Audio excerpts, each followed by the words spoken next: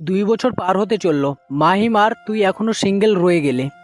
আমাদের দেখ, আমরা দুজন কত হ্যাপি আছি, আর তুই সবসময় মুখটা গোমরা করে রাখিস, একা একা চুপচাপ ক্লাস করিস। কত সুন্দরী সুন্দরী মেয়ে আছে আমাদের ক্লাসে, একজনকেও কি তোর ভালো লাগে না? আসলে ও এমন কেন, নিজেকে সবার থেকে লুকিয়ে রাখে, কারোর সাথে তেমন মিশেও না। দেখ, আমার এসবে মন টানে না। আমি একাই ভালো আছি। একা মানুষের একা থাকাই ভালো। শুধু শুধু অন্য কারোর প্রতি দুর্বল হয়ে সেই দিন শেষে কষ্টই পেতে হবে। তার চেয়ে একাই ভালো আছি। আর আমার মেয়েদের পিছনে ঘোরা বা সময় নষ্ট করা একদম পছন্দ না। আমাকে আমার মতো থাকতে দে। শুভ হতাশ হয়ে বেঞ্চে বসে মাহিমের দিকে তাকিয়ে বলল, ভাই, তুই চাইলে আমাদের ক্লাসের সবচেয়ে সুন্দরী মেয়েটা, যার জন্য আমাদের পুরো ক্লাসের সব ছেলেরা পাগল, ওর সাথে রিলেশন করতে পারিস। একমাত্র তুই কখনো ওর ধারে কাছে যাসনি, একবার ট্রাই করে তো দেখ। দরকার নাই, একাই ভালো আছি। পাশ থেকে তাসনিয়া শুভর কান টেনে ধরে জিজ্ঞেস করে। কি, তার মানে তুমিও গিয়েছিলে? শুভ থতমত খেয়ে বলল, আরে না না, আমি যাব কেন? আমার তো তুমি আছো, তোমাকে ছাড়া আমি অন্য কাউকে দেখিই না। মিথ্যা, তুমিও সাবিহার জন্য পাগল, তাই না? মাহিম শুভ আর তাসনিয়ার খুনসুটি দেখে মুচকি হাসে। আর অমনি সানজিদা আক্তার সাভিয়া ক্লাসে প্রবেশ করে ওর মেয়ে বান্ধবীদের সাথে নিয়ে। মাহিম একবার সানজিদার দিকে তাকায়, আর পর মুহূর্তেই ও জানালার বাইরে তাকিয়ে থাকে। সানজিদা বেশ সুন্দরী, মানে মন কাড়া সুন্দর একটা মেয়ে। ব্রাউনিশ চুলের কালার, দুধের মতো ফর্সা গায়ের রং, আর দেহের গঠনও আকর্ষণীয়। ওকে যে একবার দেখে সে ওর জন্য পাগল হতে বাধ্য, শুধুমাত্র মাহিম বাদে। একমাত্র পুরো ক্যাম্পাসে ওই কোনো মেয়েকে পাত্তা দেয় না। যাই হোক, শুভ তাসনিয়াকে মাহিমকে বলল, তোকে প্রেম করাতে গিয়ে নিজেই ফেঁসে যাচ্ছি, থাক আর দরকার নেই। চল রহিম চাচার চা খেয়ে আসি, মাথাটা ঝিমঝিম দিয়ে আসি। চল। মাহিম, শুভ আর তাসনিয়া ক্লাস থেকে বের হয়ে যাচ্ছিল। সানজিদার গ্রুপে থাকা একটা মেয়ে সবাইকে উদ্দেশ্য করে বলল, তাসনিয়ার সাথে থাকা ওই ছেলেটাকে দেখেছিস তোরা? কোনটা? ছেলে তো দুইটা। আরে কি নাম জানি? হ্যাঁ, মনে পড়েছে, মাহিম। এই যে চুল বড়, সবসময় চুপচাপ থাকে, ছেলেটা কারোর সাথে মেশে না, কেমন জানি। কেন রে, তোর বুঝি ভালো লাগছে ওকে?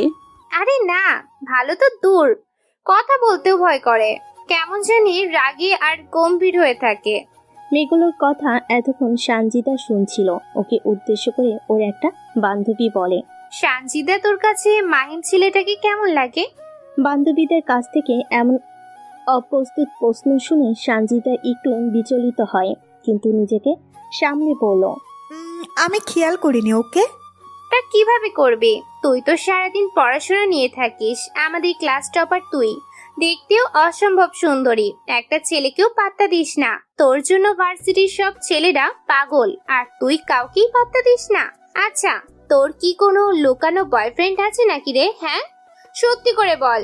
না না, আমার রিলেশন পছন্দ না, এমনিই ভালো আছি। আচ্ছা তোরা থাক, আমি লাইব্রেরি থেকে একটা বই নিয়ে আসি। ওকে। সানজিদা লাইব্রেরির দিকে যেতে যেতে ভাবছিল, আসলে মাহিম কেমন জানি অদ্ভুত একটা ছেলে।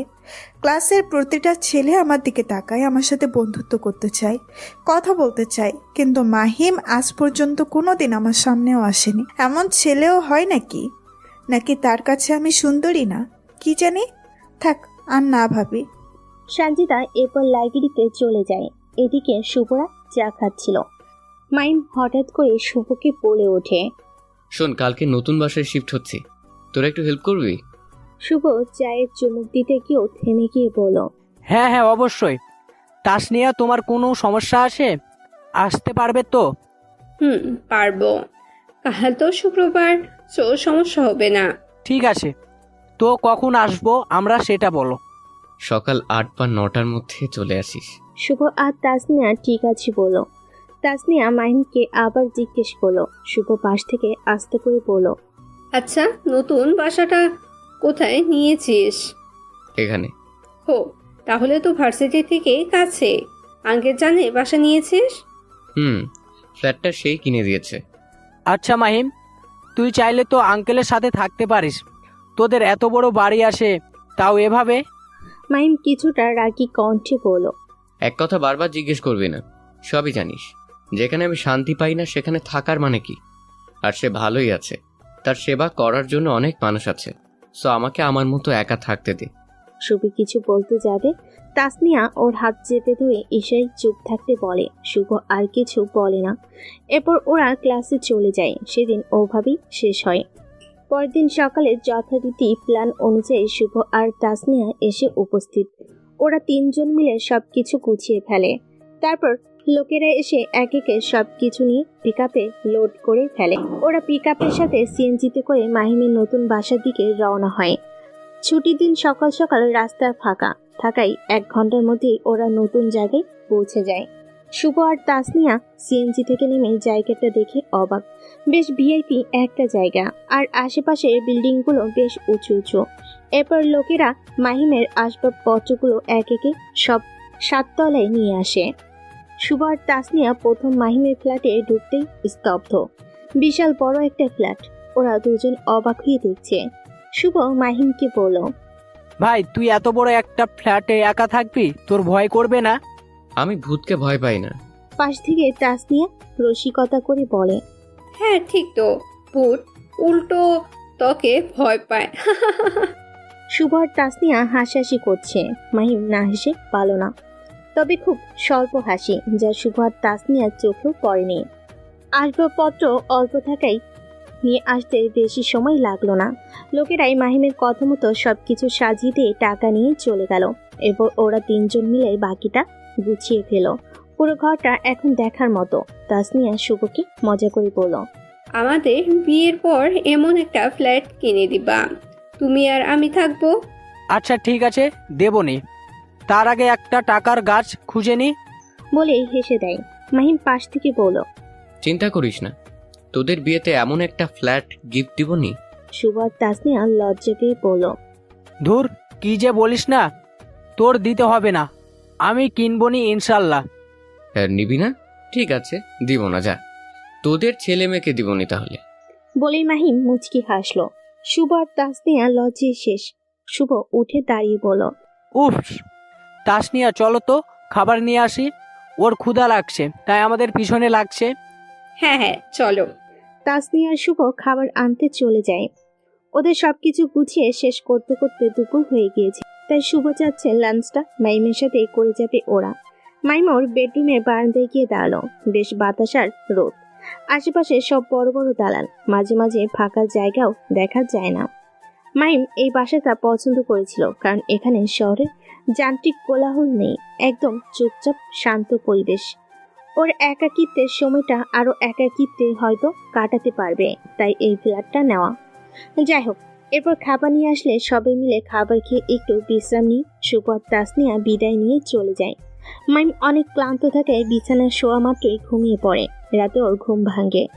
ঘুমাতুর চোখে ঘড়ির দিকে তাকিয়ে দেখে 8:17 বাজে। কফি খেতে খুব ইচ্ছে করছিল, তাই কোনো রকম উঠে ফ্রেশ হয়ে কফি বানাতে গিয়ে দেখে কফি শেষ। দীর্ঘ একটা নিঃশ্বাস ছাড়ে। এক প্রকার বাধ্য হয়ে বের হয় কফি কিনতে। কফি কিনে লিফট থেকে বের হয়ে করিডোর দিয়ে হেঁটে যেই ওর ফ্ল্যাটের সামনে গিয়ে দাঁড়ায় আর চাবিতে দরজা খুলতে নেয়, অমনি মাহিম দেখে ওর পাশে ফ্ল্যাটের দরজায় একটা মেয়ে হাঁ করে ওর দিকে তাকিয়ে আছে। মাহিম ভালো করে তাকিয়ে রাখে, মেয়েটা আর কেউ নয়, সঞ্জিতা। ওরা দুজন অবাক হয়ে দুজনের দিকে তাকিয়ে আছে। দুজন ভূত দেখার মতো শকড হয়ে আছে। মাহিম মনে মনে ভাবছে, সঞ্জিতা এখানে কেন? আর সঞ্জিতা ভাবছে, মাহিম এখানে কেন? দুজনের মাঝে চরম নীরবতা, কিন্তু সঞ্জিতা এই নীরবতা ভেঙে প্রথমে বলে ওঠে, তুমি এখানে কিভাবে?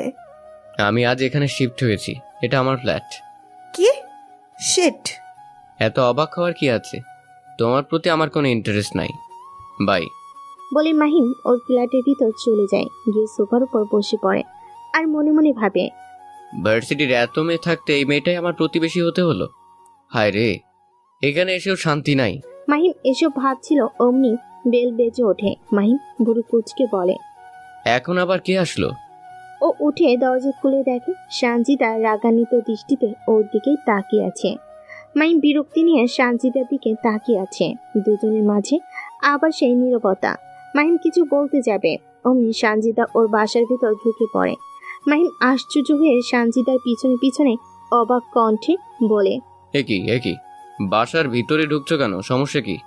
সঞ্জিতা বাসার ভিতরে এসে ভালো করে আশপাশ দেখে মাহিমের দিকে তাকিয়ে বলে, বেশ করেছি। তুমি আমার মুখের উপর তখন দরজা লাগিয়ে দিলে কেন? এটা কেমন ব্যবহার? ভালো করেছি। তুমি যাও এখান থেকে, কেউ দেখে ফেলবে। আর তোমার বাবা মা বা কেমন এত রাতে একটা মেয়েকে বাসার বাইরে বের হতে দিচ্ছে? বের হও। সঞ্জিতা আস্তে করে বলে, আমাকে কিছু বলার মতো কেউ নেই, যাচ্ছি আমি, কিন্তু এক সত্ত্বে। আবার কিসের শর্ত? আমি যে এখানে থাকি এবং তুমি যে আমার পাশেই থাকো এটা ভার্সিটির কাউকে বলতে পারবে না, প্রমিস করো। আমার খেয়ে দিয়ে কাজ নাই না যে তোমার সম্পর্কে অন্যদের কাছে বলে বেড়াবো? প্রমিস করার কিছুই নেই। তুমি যেখানে আছো আমি ধরে নিলাম জানিই না। হ্যাপি? এখন যাও। সঞ্জিতা মলিন মুখে মাহিমের দিকে একবার তাকিয়ে চুপচাপ চলে যায়। মাহিম দ্রুত দরজা লাগিয়ে দিয়ে সবার আগে এক গ্লাস পানি খেয়ে নেয়। পানি খেয়ে আবার সোফায় বসে। মাথাটা পুরো হ্যাং হয়ে আছে ওর। কিছুটা সময় নিয়ে নিজেকে শান্ত করে তারপর ভাবে, আচ্ছা সঞ্জিদা এভাবে কেন বললো যে ওকে কিছু বলার মতো কেউ নেই? তার মানে কি ও আমার মতো একা? না না, এটা অসম্ভব। এই যান্ত্রিক শহরে একটা মেয়ে কিভাবে একা একা থাকবে? না, এবার দ্রুত কফিটা বানিয়ে খাই, না হলে মাথা খারাপ হয়ে যাবে। অন্যদিকে সঞ্জিতা ওর ফ্ল্যাটে গিয়ে চুপচাপ বসে আছে। ও কল্পনাও করেনি ক্লাসের সবচেয়ে অদ্ভুত ছেলেটা যে ওকে একদমই পছন্দ করে না সে ওর প্রতিবেশী হবে। ও ভয়ে আছে যদি মাহিম ক্লাসের কাউকে ওর এখানে থাকার কথা বলে দেয় তাহলে তো ও অনেক বড় সমস্যায় পড়ে যাবে। আবার মাহিমের আচরণ দেখে ওর মনে হচ্ছে না মাহিম কাউকে কিছু বলবে। সঞ্জিতার মনটা আরো বেশি খারাপ হয় মাহিমের আচরণ দেখে। আজ পর্যন্ত কোনো ছেলে ওর সাথে এমন আচরণ করেনি। ও বুঝতেই পারছে না মাহিম এমন কেন। সঞ্জিতা এসব ভাবতে ভাবতেই অনেক সময় পার করে দেয়। পরদিন সকালে মাহিম ঘুম থেকে উঠে ফ্রেশ হয়ে বারান্দায় যায় কফি খেতে। ওর বারান্দায় কোনো গ্রিল নেই, খোলা বারান্দা, তাই ভিটের উপর ভর দিয়ে কফি মগে এক চুমুক দিয়ে বাইরের দৃশ্য দেখতে হঠাৎ নাকে অসম্ভব সুন্দর একটা ঘ্রাণ ভেসে আসে। ও ঠিক বাম পাশ থেকে ঘ্রাণটা আসছিল। মাহিম বাম পাশে তাকাতেই স্তব্ধ হয়ে যায়। মাহিম দেখে রোদেলা সকালে সূর্যের কিরণে ঝিলমিলে সঞ্জিতা ওর ঘন কালো চুলগুলো ছেড়ে দিয়ে ঠিক ওর পাশের বারান্দায় দাঁড়িয়ে আছে, সম্ভবত ভিজে চুলগুলো শুকাচ্ছে। মাহিম এই দৃশ্য দেখে হাঁ করে তাকিয়ে আছে। সঞ্জিতাকে অসম্ভব সুন্দরী লাগছিল। ও চুল মুছতে মুছতে হঠাৎ করে ডান দিকে তাকাতেই মাহিমের সাথে ওর চোখাচুকি হয়। সঞ্জিতা ভীষণভাবে লজ্জা পায় মাহিমকে দেখে। এদিকে মাহিম বেচারা হাঁ করে তাকিয়ে আছে। সঞ্জিতা দ্রুত ওনার ঠিক করে ভুরু কুচকে জোর কণ্ঠে মাহিমকে উদ্দেশ্য করে জিজ্ঞেস করে, ব্যাপার কি? এভাবে হা করে তাকিয়ে আছো কেন? মেয়ে মানুষ কি আগে কখনো দেখোনি? সঞ্জিতা লজ্জাদায়ক প্রশ্নে মাহিমের হুঁশ ফিরে। ও কোনোভাবে নিজেকে সামলে দ্রুত কফি মগে এক চুমুক দিয়ে সামনের দিকে চুপচাপ তাকিয়ে থাকে। সঞ্জিতা মাহিমের এই কাণ্ড দেখে বলে, এখন ভদ্রসাচার ফন্দি চলছে তাই না? এই যে মিস্টার। মাহিম এদিক ওদিক তাকিয়ে সঞ্জিতার দিকে ফিরে বলল। আমাকে বলছো? সঞ্জিতার হাসি পাচ্ছিল অনেক। কোনো মতে হাসি চেপে রাগী ভাব নিয়ে বলে, এই সাততলায় আপনি ছাড়া আর কে আছে? ভূত? অবশ্যই তোমাকে বলছি। ও ভালো, তো কি হয়েছে? সমস্যা কি? আমার সমস্যা? আমার তো কোনো সমস্যা নেই, সমস্যা তোমার। আমারও কোনো সমস্যা নেই, আমি তো আরামে কফি খাচ্ছি। এই যে। বাবা, তো কফি খাচ্ছিলে ভালো কথা, কিন্তু আমার দিকে তাকালে কেন? আমি তোমাকে দেখিনি, আমি প্রাকৃতিক সৌন্দর্য দেখছিলাম। ওই যে দেখো কত সুন্দর একটা নদী। সঞ্জিতা মাহিমের কথা মতো অন্যদিকে তাকিয়ে দেখে কিছুই নাই। ও রাগ করে যে আবার মাহিমের দিকে তাকায়, দেখে মাহিম নেই, মানে পালিয়েছে। সঞ্জিতা এবার হেসে দেয়। ও চুলগুলো মুছতে মুছতে মাহিমের কথা ভাবছে আর হাসছে। এমন অদ্ভুত ছিল ও আগে কখনো দেখেনি। মাহিম ওর রুমে এসে বুকে হাত দিয়ে দাঁড়িয়ে আছে। বেশ ভালোই হার্টবিট হচ্ছে। বেচারা জীবনে প্রথমে এমন লজ্জাজনক পরিস্থিতিতে পড়েছে। ও মনে মনে বলে, মাহিম, এই মেয়ে খুব ডেঞ্জারাস, এর থেকে দূরে থাকতে হবে তোকে। উফ, কেউ এতটা সুন্দরী কিভাবে হয়? আমি তো মনে হয় ওর দিকে আর তাকাতেই পারবো না। এরপর মাহিম রেডি হয় ভার্সিটিতে যাওয়ার জন্য। একা থাকার কারণে সকালে নাস্তাটাও করতে পারে না, কারণ কেই বা বানিয়ে দিবে ওকে। সবসময় না খেয়ে ভার্সিটিতে যায়ও, আজ তার ব্যতিক্রম হলো না। যাই হোক, এরপর মাহিম কিচেনে গিয়ে একবার চেক দিয়ে সবকিছু অফ করে বাসার বাইরে এসে চাবি দিয়ে লক করে যে লিফটের দিকে যাবে, অমনি সে সকালে ঘ্রাণও পায় রনকের। মাহিমের হার্টবিট বেড়ে যায়। ও একটু থেমে গিয়ে পিছনে তাকাতে দেখে সঞ্জিতা খুব সুন্দর মিষ্টি কালারের একটা ড্রেস পরেছে। অসম্ভব সুন্দরই লাগছে ওকে। ওদের দুজনের আবার চোখাচোখি হয়। মাহিম এক পলক সঞ্জিতাকে দেখে দ্রুত লিফটের কাছে চলে যায় নিচে নামার জন্য, কিন্তু লিফট এখন 11 তলায় আছে, তাই মাহিমকে বাধ্য হয়ে অপেক্ষা করতে হয় লিফটের সামনে। আর এর মধ্যে ওর পাশে এসে সঞ্জিতা দাঁড়ায়। সঞ্জিতা মাহিমকে দেখে মনে মনে একটু লজ্জা পাচ্ছিল। এই প্রথম এত কাছ থেকে মাহিমকে ও দেখছে। ভার্সিটিতে খুব কম মাহিমকে দেখা যায়, কেমন জানি নিজেকে গুটিয়ে রাখে। মাহিম দেখতে বেশ লম্বা, শ্যামলা গায়ের রং, সিল্কি চুল, একটা নায়ক নায়ক ভাব আছে, তবে সেটা সবসময় ও লুকিয়ে রাখে, যা সঞ্জিতা এখন স্পষ্ট বুঝতে পারছে। ওরা দুজন পাশাপাশি দাঁড়িয়ে আছে। মাহিমের কেমন জানি অস্বস্তি লাগছে। ওর মন চাচ্ছে সিঁড়ি দিয়ে নেমে যাক, সঞ্জিতার সাথে একসাথে ও লিফটে নামতে পারবে না, কিন্তু 7 তলা সিঁড়ি থেকে নামতে নামতে ও ক্লান্ত হয়ে যাবে। আবার সঞ্জিতার সাথেও যেতে চাচ্ছে না। এসব ভাবতে ভাবতে মাহিম সিঁড়ির দিকে হাঁটা দেয়। সঞ্জিতা খপ করে মাহিমের হাত ধরে ফেলে আর জিজ্ঞেস করে, ওইদিকে কোথায় যাচ্ছ? সিঁড়ি দিয়ে চলে যাব। লিফট চলে এসেছে তো। তুমি যাও, আমি যাব না। যেতে হবে। তুমি লিফট দিয়ে যাও, আমি বরং সিঁড়ি দিয়ে যাচ্ছি। কেন? আবার কেন কিসের? তুমি তো আমাকে দেখতেই পারো না, তাই আমি সিঁড়ি দিয়ে যাচ্ছি, তুমি লিফট দিয়েই যাও। সঞ্জিতার এই কথা শুনে মাহিম অসহায়ের মতো দাঁড়িয়ে আছে। এর মধ্যে লিফট চলে এসেছে। সঞ্জিতা মাহিমের লিফটে ওঠার জন্য অপেক্ষা করছে, তারপর ও যাবে। মাহিম লিফটে ওঠে না দেখে সঞ্জিতা বলে, কি ব্যাপার, যাও। যাচ্ছি। সঞ্জিতার ধমক খেয়ে মাহিম লিফটে ওঠে, কিন্তু ওর খুব খারাপ লাগছিল। লিফটটা যে বন্ধ হবে তখনই মাহিম লিফটের দরজা থামিয়ে ফেলে আর এক টান মেরে সঞ্জিতাকে লিফটের ভিতর নিয়ে আসে। সঞ্জিতা মাহিমের হঠাৎ তাল সামলাতে না পেরে সোজা ওর বুকের উপর এসে পড়ে। ও অবাক হয়ে যায় মুহূর্তে। মাহিম এটা করলো কি? লিফট তার আপন গতিতে 7 তলা থেকে নিচ তলাতে নেমে আসছে, কিন্তু ওরা দুজন একে অপরের সাথে মিশে দুজন দুজনের দিকে অপলক দৃষ্টিতে তাকিয়ে আছে। সময় যেন ওদের মাঝে থমকে গিয়েছে। যে মাহিম ওকে দেখতে পায় না, তার বুকের উপর এখন সঞ্জিতা। হঠাৎ করে লিফটার 4 তলায় থামে। বেল বাজতে ওরা দ্রুত একে অপরকে ছেড়ে দুজন দুপাশে চলে যায়। ওদের দুজনের হৃদস্পন্দন অনেক বেড়ে গিয়েছে। লিফটের দরজা খুলে বয়স্ক লোক লিফটে ওঠেন, এরপর তার সাথেই ওরা দুজন নিচে চলে আসে। সঞ্জিতা কল্পনাও করেনি এমন একটা পরিস্থিতিতে এই সকাল সকাল ওকে পড়তে হবে। সব দোষ মাহিমের। ওরা দুজন দ্রুত লিফট থেকে বেরিয়ে বাইরে চলে আসে। মাহিম দ্রুত পায়ে বিল্ডিং এর বাইরে এসে রিক্সার জন্য অপেক্ষা করতে থাকে, যাতে সঞ্জিতার মুখোমুখি আর না হতে হয়। কিন্তু কি লাভ? সেই সঞ্জিতা ঘুরে ফিরে আবার ওর পাশে এসে দাঁড়ায়, তবে অনেকটা দূরত্ব বজায় রেখে। মাহিম রিক্সার জন্য অপেক্ষা করতে করতে আর চোখে একবার সঞ্জিতার দিকে তাকায়, দেখে মেয়েটা ফর্সা মুখখানা লজ্জায় গোলাপি হয়ে আছে। এই দৃশ্য দেখে ও মুগ্ধ হয়। সঞ্জিতাও একটু পর মাহিমের দিকে তাকাচ্ছিল, যেহেতু ওর পাশে মাহিম দাঁড়িয়েছিল, তাই ওর তাকানোটাই স্বাভাবিক।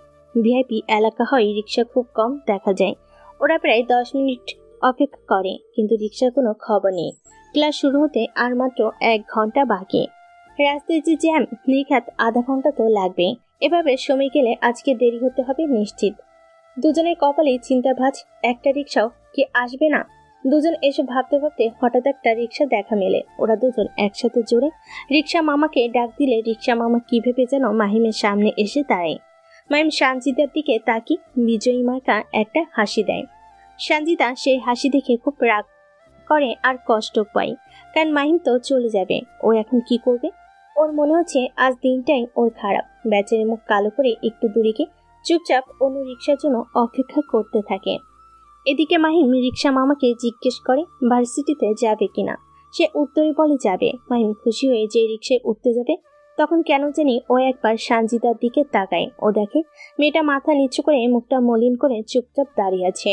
এই করুণ দৃশ্য দেখে মাহিমের নিজেকে খুব খারাপ পাশের একটা মানুষ মনে হলো। ও রিক্সায় না উঠে মামাকে আস্তে করে বলে, মামা, আপনি ওই মেয়েটাকে ভার্সিটি নিয়ে যান, আমি ভাড়া দিয়ে দিচ্ছি, ঠিক আছে?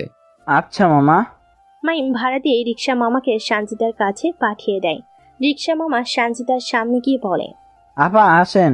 সঞ্জিতা মাথা তুলে অবাক হয়ে রিক্সা মামার দিকে তাকায় আর মনে মনে বলে, আরে এটা তো মাহিমের রিক্সা, এখানে কি করে?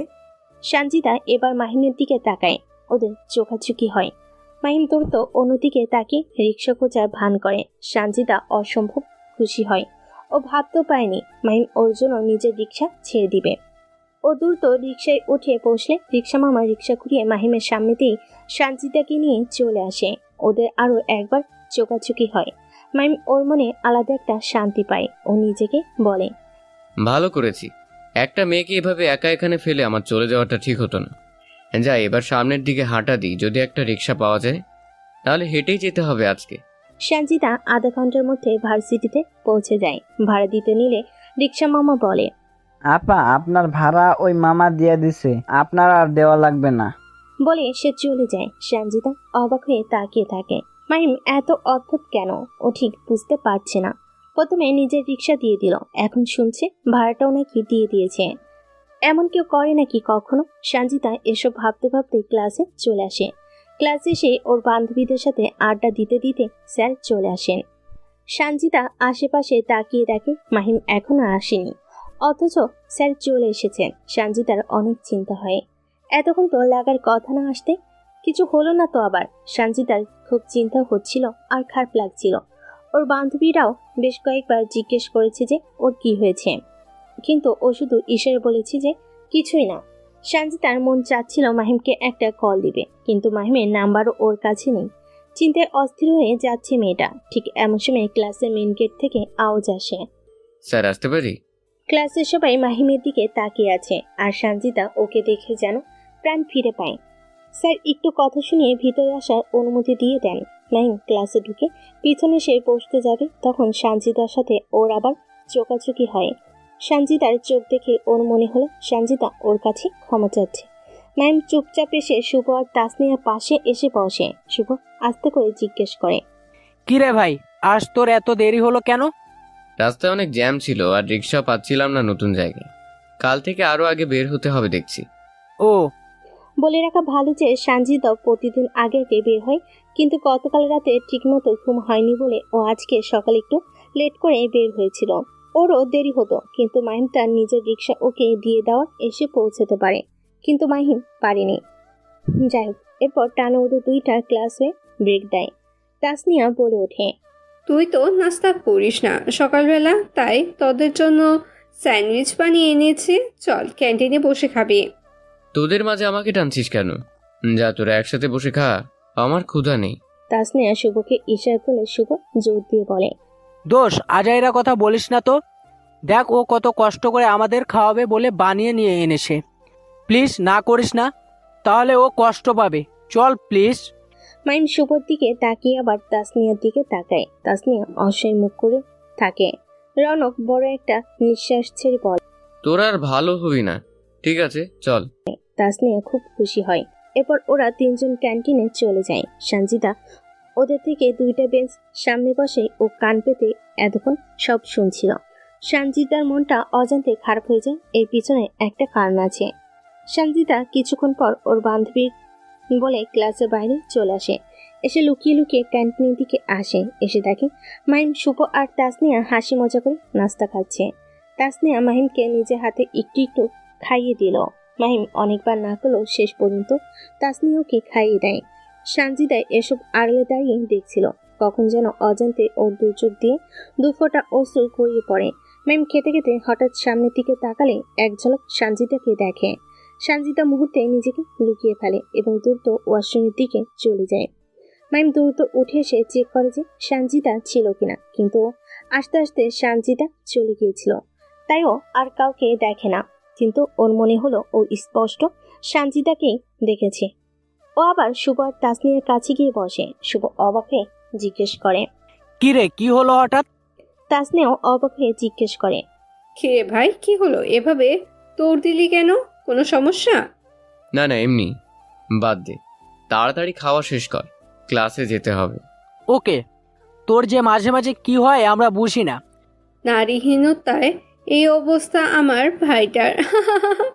একদম ঠিক বলেছো তুমি। হা হা, শুভ আর তাসনিয়া হাসাহাসি করছিল। মাহিমা মুচকি হাসলো, কিন্তু ও বুঝতে পারছে না ও কি সানজিদাকেই দেখলো নাকি অন্য কেউ ছিল। ও আর না ভেবে দ্রুত খাওয়া শেষ করে ক্লাসে চলে আসে। এসেই ওর দু চোখ সানজিদাকে খুঁজে, কিন্তু খুঁজে পায় না। তবে একটু পরে সানজিদা কেমন জানি মুখখানা ফোলা ফোলা করে ক্লাসে আসে। আর কারো চোখে ধরা না পড়লো মাহিমের চোখে ঠিকই ধরা পড়ে যায়। সানজিদাকে অন্যরকম লাগছে, ও হাসছে, কিন্তু এই হাসি যে মিথ্যা হাসি তা মাহিম স্পষ্ট বুঝতে পারছে। এর আগে কখনো মাহিম কোনো মেয়ের দিকে তাকায়নি, কারণ ওর ইচ্ছে করেনি। কিন্তু এই প্রথম সানজিদা ওর নজর তার দিকে কেড়ে নিয়েছে। তবে এই নজর কারার কারণ অন্য সব ছেলেদের মতো না, এর কারণ অন্য কিছু, অনেকটা রহস্য লুকিয়ে আছে। সানজিদা গতকাল দেখা হওয়ার পর থেকে মাহিমের কাছে ও একটা রহস্যময়ী চরিত্রে পরিণত হয়েছে। কেন জানি এই রহস্য উদ্ঘাটন করার জন্য মাহিমের বারবার মন চাচ্ছে, কিন্তু ও আবার কোনো মেয়ের সাথে জড়াতে চায় না। তবে ভাগ্য বারবার সানজিদাকে ওর সামনে এনেই দিচ্ছে। সেদিনের ক্লাসটা এই রহস্যের মধ্যে শেষ হলো। মাহিমের বাসে আসতে আসতে সন্ধ্যা হয়ে যায়। বাসে এসে ফ্রেশ হয়ে বিছানায় শুয়ে পড়ে। সারাদিন ক্লাস করে অনেক ক্লান্ত, শরীরটা একদম ছেড়ে দিয়েছে বলতে গেলে। ক্লান্তির চাপে কখন যে ওর দু চোখ লেগে আসে, আস্তে আস্তে ও ঘুমের দেশে হারিয়ে যায়। মাহিমের ঘুম ভাঙে একটা ফোন কলে। আধো খোলা চোখ নিয়ে কোনো মতে কলটা রিসিভ করে কানে দেয় আর বলে, হ্যালো। কিরে ঘুমাচ্ছিস? কয়টা বাজে খেয়াল আছে? কয়টা? 9টা বাজে। ও, তো কল দিয়েছিস কেন বল? দোষ, তাসনিয়ার বার্থডে সামনে, ওকে কি দেওয়া যায় একটু বলো না, আমার মাথায় কিচ্ছু আসছে না। আমার কি গার্লফ্রেন্ড আছে যে আমি এসব জানবো? তোর মাথায় মনে হয় কোনো বুদ্ধি নেই। আরে তুই ছাড়া আমার কে আসে বল, তাই তোকে জিজ্ঞেস করছি। তুই? আচ্ছা শোন, তাসনিয়া খুব সিম্পল একটা মেয়ে। তুই ওকে নিয়ে ভালো কোনো একটা জায়গায় যা, মানে ভালো রেস্টুরেন্টে, আর ওকে একটা লকেট বা অন্য কিছু একটা গিফট দিতে পারিস। আশা করি তাতেই ও খুশি হবে। শুভ অসম্ভব খুশি হয়ে বলে, দোষ, এর জন্যই তোকে আমার এত ভালো লাগে। তোর কাছে হেল্প চাইলে তুই কখনো না করিস না। তুই বাইরে থেকে অনেক শক্ত হলেও তোর ভেতরটা অনেক নরম। তোর যে প্রেমিকা হবে সে যে কতটা লাকি হবে তা সে নিজেও জানবে না। থ্যাঙ্কস দোষ, তাহলে আমি সব ঠিক করি। যা। শুভ ফোন রেখে দেয়। মাইম কিছুক্ষণ শুয়ে থেকে উঠে ফ্রেশ হয়ে কিচেনে যায়। ফ্রিজ খুলে একবার চোখ বুলিয়ে দেখে খাওয়ার কিছুই নেই। থাকবে কিভাবে? মাসে 1-2বার রান্না করে, তাও মজা হয় না। কি আর করার, বাধ্য হয়ে অনলাইনে খাবার অর্ডার করে। 15 মিনিটের মধ্যে ওর খাবার চলে আসে। খাওয়া শেষ করে ও বারান্দায় চলে যায়। ওর পছন্দের সঙ্গীকে নিয়ে রনক কাঠের চেয়ারটাই বসে, ওর সঙ্গীকে কোলে তুলে নেয়। এরপর আস্তে আস্তে করে সুর তুলে। হ্যাঁ, ওর সঙ্গীটা আর কেউ না, ওর পছন্দের গিটারটা। চোখ বন্ধ করে এই অন্ধকার শহরটার মাঝে নিজেকে বিলিয়ে দিয়ে ঠান্ডা হিমশীতল বাতাসে স্পর্শে ও গিটারে সুর তুলতে থাকে। অনেক ভালো গিটার বাজাতে পারে, কারণ ওর একাকিত্বের সঙ্গী এটাই। আজ মন যাচ্ছে একটু গান গাইবেও, তাই গিটার বাজাতে বাজাতে একটা গান ধরে। গানটা অনেকটা বেদনার ছিল। হয়তো এই গানের মাধ্যমে মাহিম ওর কষ্টগুলো ভাসিয়ে দেয়। অনেকটা সময় গুনগুন করে ও ওর রুমে চলে আসে। এসে ল্যাপটপ নিয়ে কাজ করতে বসে। বলে রাখা ভালো, মাহিম হাইলি পেইড একজন প্রোগ্রামার আর গ্রাফিক্স ডিজাইনার। ও ফরেন মার্কেটে অনলাইনে বেশি কাজ করে। মাসে কম হলেও 2-3 লাখ টাকা ইনকাম করে, যা ও কাউকে বলেনি। এসব টাকার অর্ধেক টাকা ও প্রতি মাসে একটা মসজিদে দান করে। কেন করে না সামনে জানানো হবে। ওর পেন্ডিং কাজগুলো শেষ করে ও ঘুমিয়ে পড়ে। সকালে অ্যালার্ম বাজলে অনেক কষ্টে ঘুম থেকে উঠে ফ্রেশ হয়ে রেডি হয় ভার্সিটির জন্য। মাইম বাসার বাইরে এসে দেখে আকাশটা কেমন জানি মেঘলা। কালায় তো রোদ ছিল, আর আজ মেঘলা। ওর কাছে হিসাবটা মিলে না। ও কি যেন ভেবে ওর ছাতাটা ব্যাগে ভরে নেয়। তারপর রিক্সা নিয়ে ভার্সিটিতে চলে আসে। কালকে রাত থেকে এখন পর্যন্ত একবারও মাহিমের সাথে সানজিদার দেখা হয়নি। শুধু তাই না, মাহিম সানজিদাকে নিয়ে ভাবেওনি, কারণ ও অনেক ভেবে দেখল যে সানজিদার সাথে ওর যতবারই দেখা হয়েছে কিংবা যাই হয়েছে, ওদের মাঝে উল্টাপাল্টা কিছু না কিছুই হয়েছে যা ও আর চায় না। তাই সানজিদার চ্যাপ্টার ক্লোজ।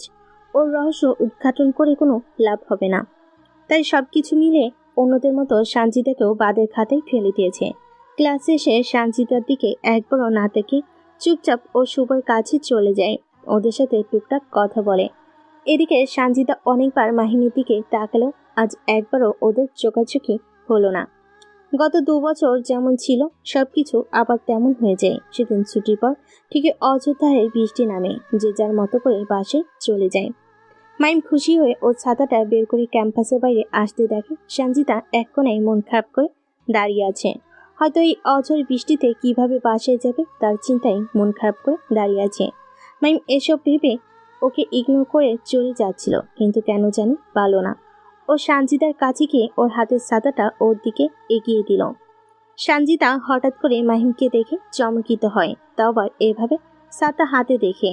ও কিছু বলার আগে মাহিম বলে, বৃষ্টির বেগ অনেক বেশি, কখন থামবে ঠিক নেই। তুমি এটা নিয়ে বাসায় চলে যাও, না হলে এখানে কতক্ষণ দাঁড়িয়ে থাকবে তার ঠিক নেই। ধরো। আমাকে ছাতা দিলে তুমি যাবে কিভাবে? আমি ছেলে মানুষ, চলে যেতে পারবো, সমস্যা হবে না। জলদি ধরো। সঞ্জিতা অবাক হয়ে শুধু তাকিয়েছিল মাহিমের দিকে। একটা কথা বলে রাখা ভালো যে মাহিম কিন্তু সঞ্জিতার চোখের দিকে তাকাচ্ছিল না, নিচের দিকে তাকিয়ে সব বলছিল। সঞ্জিতা ছাতা ধরে না দেখে মাহিম জোর করে ওর হাতে ছাতাটা চেপে দিয়ে চলে আসে। সঞ্জিতাকে কিছু বলতেও দেয় না। সঞ্জিতা অবাক হয়ে শুধু মাহিমের দিকে তাকিয়ে থাকে, কখন যে ভিড়ের মাঝে হারিয়ে যায়। এরপর সঞ্জিতা ছাতা নিয়ে বাসে চলে আসে, এসেই ছাতাটা মুছে সুন্দর করে রেখে দেয়। পরের দিন ক্লাসে দিয়ে দিবে বলে, কিন্তু টানা 2 দিন হলো মাহিম ভার্সিটিতেই আসে না। সঞ্জিতার কেমন জানি অস্থির লাগছে। মাহিমের কি হলো, কেন ভার্সিটিতে আসছে না কিছুই জানে না। ও কি করবে তাও বুঝতে পারছে না। ওর বাসে যে নক করবে তার সাহসও পায় না। সঞ্জিতা বুদ্ধি করে শুভ আর তাসনিমের আশেপাশে ঘুরতে থাকে, কিন্তু ওদের বুঝতে দেয় না ওরা মাহিমকে নিয়ে কিছু বলে কিনা তা শোনার জন্য এই বুদ্ধি।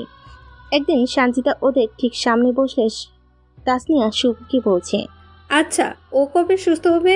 আর 4 দিন হলো ও এখনো বাসায় পড়ে আছে। তুমি কিছু জানো? গায়ে অনেক জ্বর, তার উপরে একা থাকে। আমি 2 বার দেখা করতে গিয়েছি, আমাকে আর যেতে না করেছে। ওর যে রাগ, আমি আর ভয়ে যেতে পারিনি। প্রতিদিন কল দিয়ে জিজ্ঞাসা করি কেমন আছে, শুধু বলে আছি। কেমন লাগে বলো? ও যে কেন সেদিন এভাবে বৃষ্টিতে ভিজে বাসায় গেল আমি বুঝলাম না। এখন অসুস্থ হয়ে পড়ে আছে, আমাদেরও যেতে দেয় না। আমাকে তো যেতে না করেছে, আমিও নাকি অসুস্থ হয়ে যাব? এটা কোনো কথা বলো? দোয়া করো। আমি কি করব বলো? সঞ্জিতা বুঝে যায় ওর ধারণাই সঠিক। মাইম খুব অসুস্থ, তাই এতদিন ধরে ভার্সিটিতে আসছে না। সঞ্জিতা কোনো কিছু না ভেবে হঠাৎ করে কাউকে কিছু না বলে ক্লাস থেকে বেরিয়ে পড়ে। ক্লাসের স্যার সহ সবাই অবাক হয়ে তাকিয়ে থাকে। ও রিক্সা নিয়ে সোজা বাসে চলে আসে। এসে মাহিমের বাসায় বেল দেয়। থেমে থেমে 3 বার বেল দেওয়ার পর মাহিম যখন দরজা খুলে না, সঞ্জিতার কপালে তখন বিন্দু বিন্দু ঘাম জমতে শুরু করে। ও দরজায় জোরে জোরে বাড়ি দিয়ে মাহিম মাহিম বলে ডাকতে থাকে। প্রচণ্ড পরিমাণে হার্টবিট বেড়ে গেছে, কারণ মাহিম ওর জন্যই অসুস্থ। ও বুঝতে পারেনি মাহিম বৃষ্টিতে ভিজে বাসায় যাবে সেদিন, না হলে কোনোদিন ছাতাটা নিত না। শেষ বাড়িটা দিয়ে যখন সঞ্জিতা কাউকে ডাকতে যাবে, ঠিক তখনই মাহিম দরজা খুলে। সঞ্জিতা রীতিমতো দৌড়ে আসে। এসে দেখে মাহিমের চোখ মুখ ফুলে লাল হয়ে আছে। ও কোনো কিছু না ভেবে মাহিমের কপালে গায়ে হাত দেয়। দেখে জ্বরে আগুন হয়ে আছে পুরো শরীর। মাহিম কিছু বলতে যাবে, তাকে ওর হাত ধরে সঞ্জিতা ওকে ওর বেডরুমে নিয়ে যায়। ওকে এক প্রকার জোর করে শুয়ে দেয়, তারপর দ্রুত জলপট্টি এনে দিয়ে দেয়। এদিকে মাহিম এসব দেখে আকাশ থেকে পড়ছে যে ও সঞ্জিতাকে কিছু বলবে তার সুযোগও পাচ্ছে না। এদিকে সঞ্জিতা দ্রুত একটা ডাক্তারকে কল করে মাহিমের বাসায় নিয়ে আসে। মাহিম ডাক্তারকে দেখে আরও অবাক, তবে সঞ্জিতার দিকে তাকেও কিছু বলার সাহস পায় না। সঞ্জিতাকে কেমন অস্থির, চিন্তিত আর পাগল পাগল হয়ে আছে, যেন ওর অসুস্থতা সঞ্জিতা কোনোভাবেই মেনে নিতে পারছে না। ডাক্তার মাহিমকে দেখে একটা ইনজেকশন দিয়ে দেয়। সঞ্জিতাকে বলে, ওকে, এই ইঞ্জেকশনটা না দিলে ওর অবস্থা আরও খারাপ হয়ে যেত। তুমি আমাকে ডেকে ভালো করেছো। কি হয় তোমার? সঞ্জিতা মাহিমের দিকে কিছুক্ষণ তাকিয়ে থেকে বলে, আর আপন কেউ?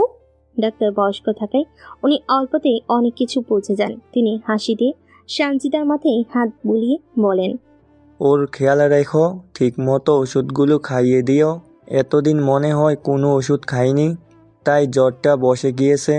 তোমার যত্নই ওকে সুস্থ করতে পারবে আল্লাহ চাইলে। ঠিক আছে আঙ্কেল। কোনো সমস্যা হলে আমাকে আবার ডাক দিও মা। জি আঙ্কেল, টাকাটা? পরে দিও, সমস্যা নেই। ডাক্তারটা সানজিদার পূর্ব পরিচিত ছিল বিধায় ডাকা মাত্রই তিনি চলে আসেন, না হলে সাধারণত উনি ক্লিনিক ছেড়ে আসেন না। ডাক্তার চলে গেলে সানজিদা দরজা লাগিয়ে মাহিমের কাছে এসে ওর পাশে বসে জলপট্টি চেঞ্জ করে দেয়। মাহিম এবার সানজিদাকে কিছু বলার জন্য ওর দিকে তাকিয়ে দেখে সানজিদা নিঃশব্দে কাঁদছে, গাল বেয়ে টপ টপ করে অশ্রু গড়িয়ে পড়ছে। মাহিম এই দৃশ্য দেখে স্তব্ধ হয়ে যায় ও কাঁপা কণ্ঠে জিজ্ঞেস করে, এই মেয়ে, তুমি এভাবে কাঁদছো কেন? কি হয়েছে? সানজিদা উত্তরে কিছুই বলে না, শুধু মাথা নিচু করে কেঁদে যাচ্ছিল। মাইম অবাক হয়ে তাকিয়ে আছে সানজিদার দিকে। বেচারা এত অসুস্থ, কি যে করবে মাথায় আসছে না। তার শরীরের সব শক্তি এক করে সানজিদার হাতের উপর ওর হাতটা রাখে, আর অমনি সানজিদা কিছুটা আওয়াজ করে কেঁদে ওঠে। মাহিম সানজিদার হাতটা শক্ত করে ধরে পড়ল। প্লিজ এভাবে না কেঁদে আমাকে বলো কি হয়েছে। সানজিদা কাঁদতে কাঁদতে বলে, আমার জন্য তুমি এইভাবে অসুস্থ হলে? কে বলেছিল এতটা উদার হতে আমার জন্য? কেন সেদিন আমাকে ছাতা দিতে গেলে? আমি না হয় ভিজেই আসতাম, আমি না হয় অসুস্থ হতাম, কিন্তু তুমি কেন এমন করলে? তুমি তো আমাকে পছন্দই করো না, আমাকে দেখতেই পারো না, তাহলে কেন এমন করলে? কেন? সানজিদা অঝরে কাঁদছে। মাহিম কাপা কণ্ঠে বলে, দেখো, আমি তো আমার দায়িত্ব পালন করেছি, আর কিছু না। তুমি শান্ত হও প্লিজ। আর কে বলেছে আমি তোমাকে পছন্দ করি না? অবশ্যই করি। শেষ কথাটা বলতে বলতে মাহিম চুপ হয়ে যায়। সানজিদা কান্না থামিয়ে দেখে মাহিম চোখ বন্ধ করে আছে, মানে ইনজেকশন এর জন্য ও ঘুমিয়ে পড়েছে। সানজিদা দ্রুত চোখ মুছে মাহিমের গায়ে কাঁথা দিয়ে ঢেকে দিয়ে ওর কপালে জলপট্টি দিতে থাকে। সানজিদা এই প্রথম কোনো ছেলেকে এতটা কাছ থেকে দেখছে। ও আস্তে করে মাহিমের গালে হাত দিয়ে ছুঁয়ে দেখে। ওর ভিতরে অন্যরকম একটা অনুভূতি হয়। সানজিদা মাহিমের মুখের কাছে এসে আস্তে আস্তে করে বলে, মাহিম, তুমি বড়ই অদ্ভুত একটা ছেলে। আমার জন্য কত ছেলে পাগল, কিন্তু তারা কোনোদিন তোমার মতো করে আমাকে স্পেশাল ফিল করায়নি। তুমি কোনোদিন আমার দিকে ঠিক মতো তাকাওনি, তারপরেও তুমি আমার জন্য এত কিছু করলে। আমি বুঝতে পেরেছি মাহিম, সত্যি বলতে তুমি বুঝিয়েছো আমাকে যে আমাকে যেসব ছেলেরা পছন্দ করে তারা শুধু আমার বাহিরের রূপটাকেই পছন্দ করে। কেউ আমাকে আমার সত্যিকারের আমিটাকে পছন্দ করে না কিংবা ভালোবাসে না। তুমি যে কত ভালো এবং বড় মনের একটা মানুষ তার প্রমাণ আমি পেয়েছি। সত্যি তুমি আমার মনের মতো একটা মানুষ হয়ে গেলে। আই উইশ আমি কোনোদিন তোমাকে এগুলো বলতে পারতাম। I wish. সানজিদা সারাদিন মাহিমের সেবা করে। রাত 1টার দিকে মাহিমের ঘুম ভাঙে। অনেকটা জ্বর ওর কমে গিয়েছে। ও আস্তে আস্তে চোখ মেলে তাকিয়ে দেখে সানজিদা ওর হাতটা আঁকড়ে ধরে ঘুমিয়ে আছে মাটিতে বসে। মাহিম এই দৃশ্য দেখে কষ্ট পায় ও আস্তে করে সানজিদা বলে ডাক দেয়। সাথে সাথে সানজিদা তড়িঘড়ি করে ওঠে, কি বলে মাহিমের দিকে তাকায়। মাহিম ওকে থামিয়ে বলল, আহা, অস্থির হচ্ছ কেন? আমি ঠিক আছি। তুমি এভাবে মাটিতে শুয়ে থেকো না, ঠান্ডা লাগবে। তুমি চুপ করো, দেখি তোমার জ্বরটা আছে কিনা। সানজিদা মাহিমের কপালে হাত দিয়ে দেখছে জ্বর আছে কিনা। দেখে জ্বর নাই। দেখে ও বলে, তুমি একটু বসো, আমি তোমার জন্য স্যুপ বানিয়ে আনি। তুমি না খেয়ে আছো অনেকক্ষণ হবে। এসব লাগবে না, আমি কিছু খেয়ে নিবনি। তুমি তোমার বাসায় যাও, তোমার বাবা মা চিন্তা করছেন। সানজিদা মাহিমের কাছে এসে বলে, আমার জন্য চিন্তা করার মতো কেউ নেই। আমি তোমার মতোই একা থাকি। আর ডাক্তার আঙ্কেল কি বলে গিয়েছে মনে নেই? আমি যেন তোমার পাশে থাকি। সো তুমি চুপচাপ শুয়ে থাকো। বলে সানজিদা চলে আসে মাহিমের কিচেনে। এসে দেখে এখানে কিছু নেই। ও দ্রুত ওর বাসায় গিয়ে চিকেন স্যুপ বানাতে যা যা লাগে তা নিয়ে এসে বানাতে থাকে। এদিকে মাহিম শুয়ে শুয়ে ভাবছে, সঞ্জিতা এই যান্ত্রিক শহরে একা থাকে, কিন্তু কেন? ওর বাবা মা কোথায়? এত সুন্দরী একটা মেয়ে এভাবে একা থাকাটা কেমন বেমানান লাগে। না, ওর কাছ থেকে সব জানতে হবে। না, এখন না। সারাটা দিনও আমার সেবা করেছে, ওকে এখন কোনো প্রশ্ন করা ঠিক হবে না। মাহিম এসব ভেবে চোখ বন্ধ করে কিছুক্ষণ শুয়ে থাকে। ওর শরীরটা আসলে অনেক দুর্বল, কোনো শক্তি পাচ্ছে না। একটু পরে সানজিদা স্যুপ নিয়ে চলে আসে ও মাহিমকে ধরে উঠে বসে ওর হাতের স্যুপের বাটিটা দিতে গিয়েও আবার থেমে যায়। মাহিম অবাক হয়ে বলে, কি হলো, বাটিটা দাও।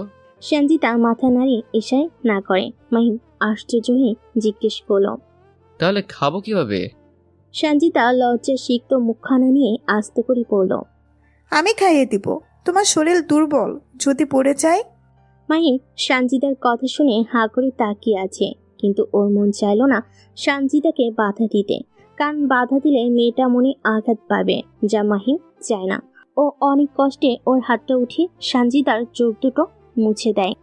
সানজিদা চমকে যায় আর ওর খুব লজ্জা পায় মাহিমের স্পর্শ পেয়ে। মাহিম সানজিদাকে হাসানোর জন্য বলল, কি সুন্দর কপাল আমার। ভার্সিটির সব ছেলেরা যে সুন্দরীর জন্য পাগল, সে এখন আমাকে খাইয়ে দিবে। আমার জীবনটা আজ ধন্য। থুকু, আর তেজপাতা হয়ে গেল। মাহিমের কথা শুনে সানজিদা মুচকি হাসে আর লজ্জা পায়। ও আর কিছু না বলে চামচের স্যুপ নিয়ে মাহিমের মুখের দিকে এগিয়ে দেয়। মাহিম সানজিদার চোখের দিকে তাকিয়ে খেয়ে নেয়। খাওয়া মাত্রই ওর এত ভালো লাগে, ও অসম্ভব খুশি হয়ে বলে, ওয়াও, খুব মজা তো, প্লিজ আরো দাও। সানজিদা মুচকি হেসে খুশি হয়ে মাহিমকে বাকি স্যুপটা নিজ হাতে খাইয়ে দেয়। খাওয়া শেষ হলে মাহিম সানজিদাকে বলে, কত বছর পর যে কারো হাতের রান্না খেয়ে এত তৃপ্তি পেলাম, তোমাকে বোঝাতে পারবো না। অসংখ্য ধন্যবাদ তোমাকে। হয়েছে। আচ্ছা, তুমি কি বাসায় কিছু রান্না করে খাও না? তোমার কিচেন একদম ফাঁকা, খাওয়ার মতো কিছুই নেই। আসলে আমি তো রান্না জানি না। মাসে একবার ইউটিউব দেখে রান্না করি, কিন্তু তা খেতে আমার অবস্থা খারাপ হয়ে যায়, তাই বাধ্য হয়ে বাইরে খাই। তাহলে কি খাও সারাদিনে তুমি? তেমন কিছু না, সকালে তো খাই না। ভার্সিটি গিয়ে 1 কাপ চা আর পাউরুটি খাই। মাঝে মাঝে তাসনিয়া কিছু নিয়ে আসে, সেটা খাই। আর রাতে কখনো পিৎজা, কখনো পাস্তা, আবার কখনো কফি খেয়ে ঘুমিয়ে পড়ি। মাহিমের কথা শুনে সানজিদা আকাশ থেকে পড়ে ও অবাক কণ্ঠে বলে, এগুলো কোনো খাবার হলো? এই জন্যই তো তোমার এই অবস্থা। এখন থেকে আমি তোমাকে রান্না করে খাওয়াবো। আরে না না, কি বলছো এসব? তোমার বাড়তি কষ্ট হবে। দরকার নেই, আমি অত খাই না। কোনো কষ্ট হবে না। আমি নিজের জন্য চা রান্না করি, তার একটু বাড়িয়ে তোমার জন্যও করবো, তাহলেই হবে। প্লিজ না করো না। আমার খুব ইচ্ছে হয় কারোর জন্য কিছু করতে, আমাকে একটু করতে দাও প্লিজ। আচ্ছা আচ্ছা, ঠিক আছে, তবে এক শর্তে দিতে পারি। কি? খাবার যা যা লাগে আমি কিনে দিব, মানে টাকা আমি দিব। এটা কেমন কথা? না না, আমিও শেয়ার হব। তাহলে তোমার মতো তুমি খেও, আর আমার মতো আমি। ওকে ওকে, রাজি। এই মেয়ে, তুমি তো সারাদিন না খেয়ে আছো, যাও কিছু খেয়ে ঘুম দাও, অনেক রাত হয়েছে। আমার ক্ষুধা নেই, তোমার সাথে গল্প করতে খুব ভালো লাগছে। আমার না মন খুলে কথা বলার মতো কেউ নেই, তোমার সাথে কথা বললে অনেক ভালো লাগে। মাহিম অবাক হয়ে তাকিয়ে থাকে। এই মেয়ের এত বান্ধবী, তার মন খুলে কথা বলা কেউ নেই। মাহিম সানজিদাকে বলল, তোমার তো কত বান্ধবী, কত ছেলেরা পাগল, তাও মনের কথা শোনানোর মতো কেউ নেই। অদ্ভুত ব্যাপার। সবাই তোমার মতো না মাহিম, সবাই শুধু আমার বাহিরের রূপটাকে পছন্দ করে।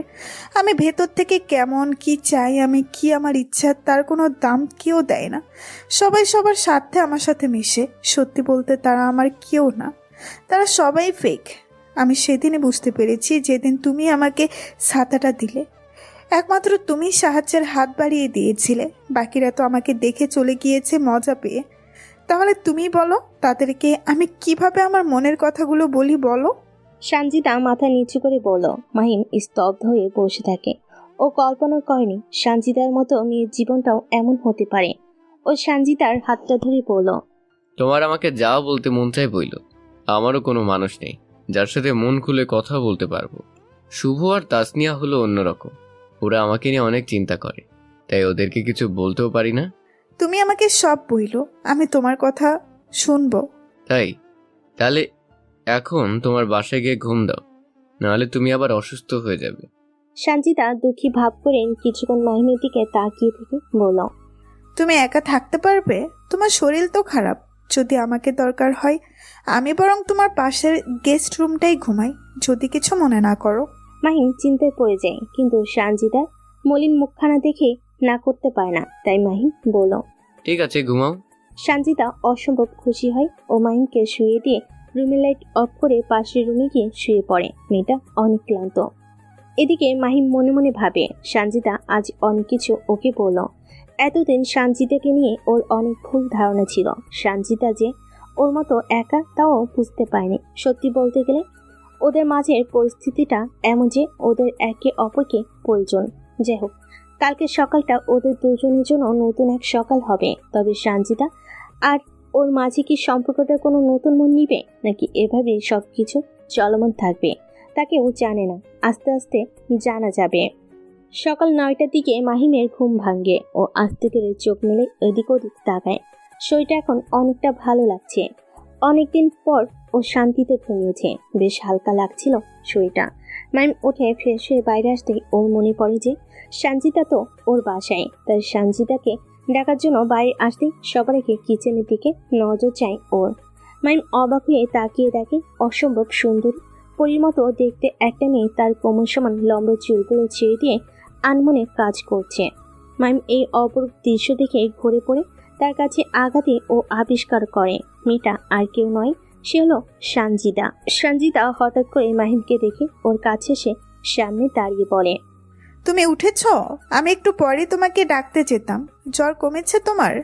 মাহিম সঞ্জিতাকে এত কাছ থেকে দেখে ও কথাই বলতে পারছে না, তাই ইশারায় মাথা নাড়িয়ে হ্যাঁ বলে। কিন্তু সঞ্জিতা শির হতে পারছে না।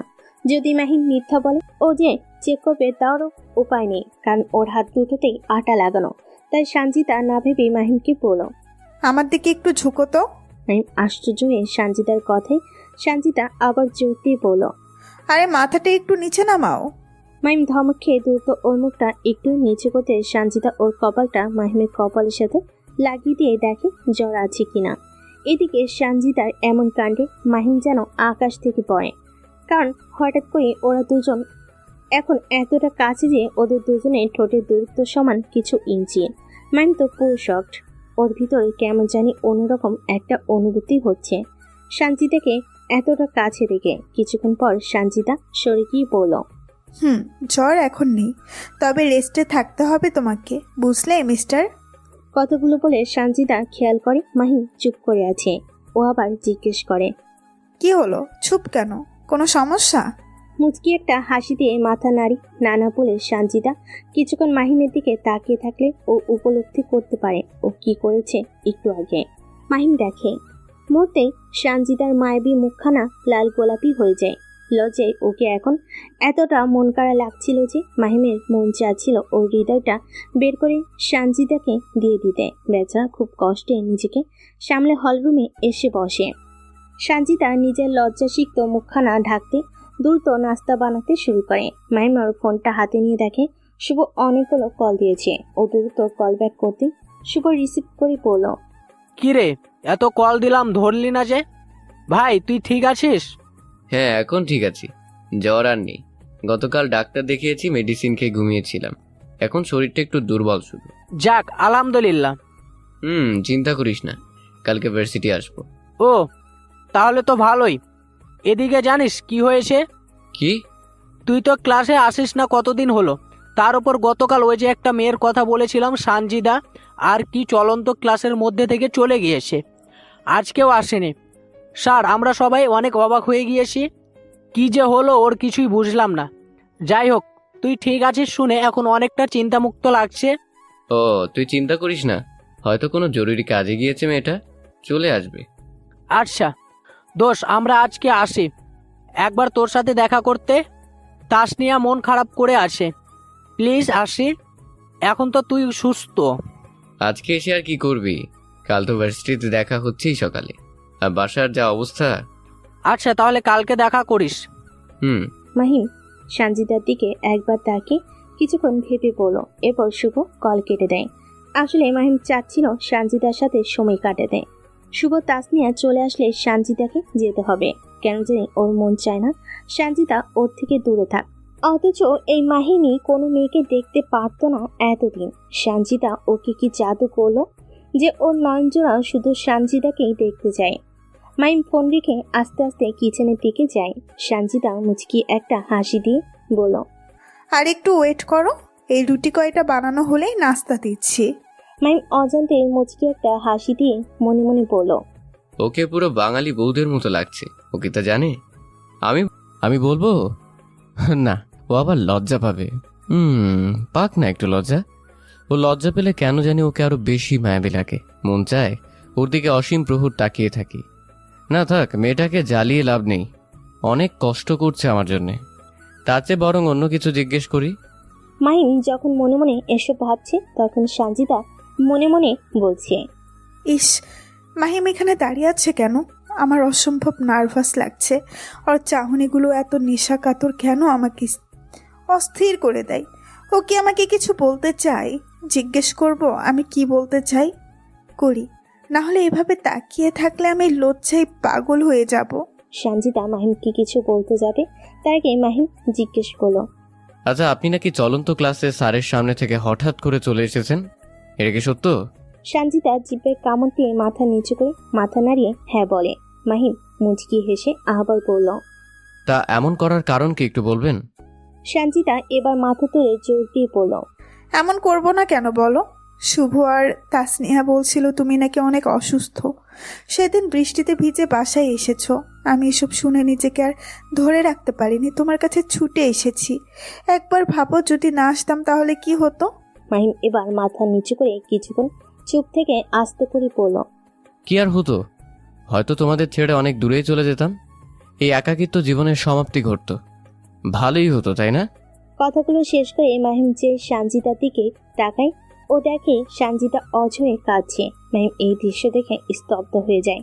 তাও কোনো রকম নিজেকে সামনে সঞ্জিতাকে জিজ্ঞেস করলো, এ কি, এভাবে কাঁদছো কেন, কি হয়েছে? সঞ্জিতা কাঁদতে কাঁদতে বলল, তুমি এসব কি বললে?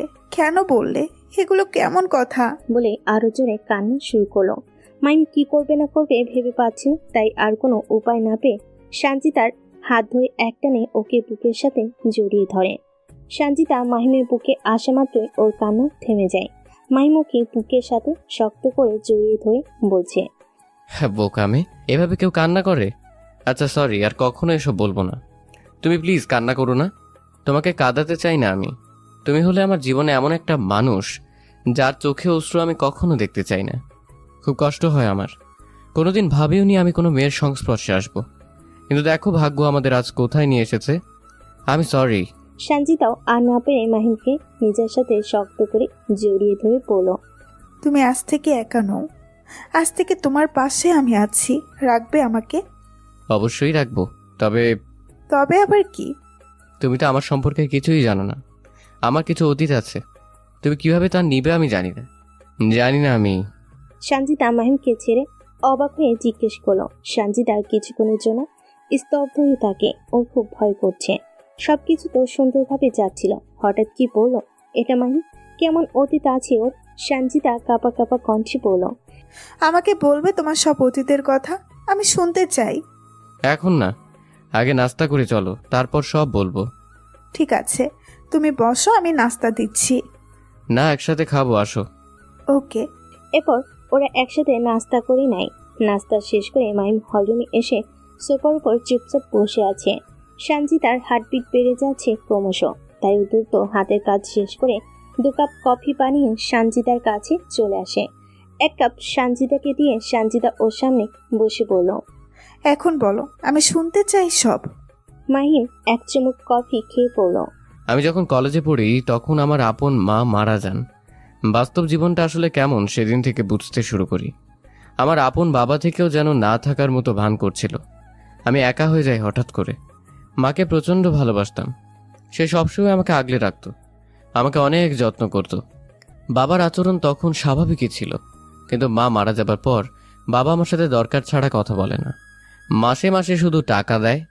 টাকা দিয়ে হয়তো ভালো থাকা খাওয়া পড়া যায়, কিন্তু টাকা দিয়ে সত্যিকারের সুখ, সঙ্গ, ভালোবাসা কিংবা একাকিত্ব দূর করা যায় না। তার জন্য আপন মানুষদের পাশে দরকার হয়। আমি সব হারিয়ে ফেলি। মা মারা যাবার 1 বছরের মাথায় বাবা আর একজনকে বিয়ে করে। আমি সেদিন বুঝে যাই আমার আপন বাবা আমার মাকে কোনোদিন ভালোই বাসেনি। বাবা আমার কাছে একবার জিজ্ঞেসও করেনি আমি নতুন মা চাই কিনা। সত্যি বলতে সে তো আমার সাথে কথা বলাই ছেড়ে দিয়েছে। আমি না সেখানে থাকতে পারি না। মায়ের স্মৃতি আর ওদের এসব আমাকে অসম্ভব পরিমাণে ডিপ্রেশনে ফেলে দেয়। তাই আমি একদিন বাবাকে বলে নিজে আলাদা থাকার কথা জানাই। সে শুধু বলে, যা ইচ্ছে করো। আমি একটা বাসা ভাড়া নিই, সেখানে এতদিন একা একা ছিলাম। বাবা কোনোদিন আমাকে তার কাছে ডাকেনি। আমি বুঝে যাই যে সে আর আমাকে চায় না, যেমন আমার মাকেও চায়নি। আমি ফ্রিল্যান্সিং শেখা শুরু করি, কারণ আমি বুঝে গিয়েছিলাম আমার টাকার দরকার হবে সামনে। 6 মাসে কাজ শিখে কাজ শুরু করি। বাবাকে জানিয়ে দিলাম তাকে আর আমাকে টাকা দিতে হবে না। আজ আমি মাসে 2 থেকে 3 লাখ, আবার কখনো তারও বেশি টাকা আয় করি ফ্রিল্যান্সিং থেকে। তাই সিদ্ধান্ত নিলাম নিজে একটা ফ্ল্যাট কিনবো। কথাটা কিভাবে যেন বাবার কানে যায়। সে হঠাৎ করে একদিন আমাকে ডাক দিয়ে এখানে নিয়ে আসে আর বলে এই ফ্ল্যাটটা পছন্দ হয় কিনা। আমি হ্যাঁ বললে সেই সাথে সাথে এটা আমাকে কিনে দেয়। চাবিটা আমার হাতে দিয়ে বাবা কি বলেছিল জানো? আজ থেকে তুই তোর জীবন নিয়ে থাক। তোর মায়ের নামে টাকাগুলো ছিল, যা দিয়ে তোকে এই ফ্ল্যাট কিনে দিলাম। আমার আর কোনো দায়িত্ব নেই। বাবা চলে যায়। আমি বড় হয়েছি তাই বুঝতে পারি যে তার নতুন স্ত্রী চায় না আমি তাদের মাঝে আর আসি।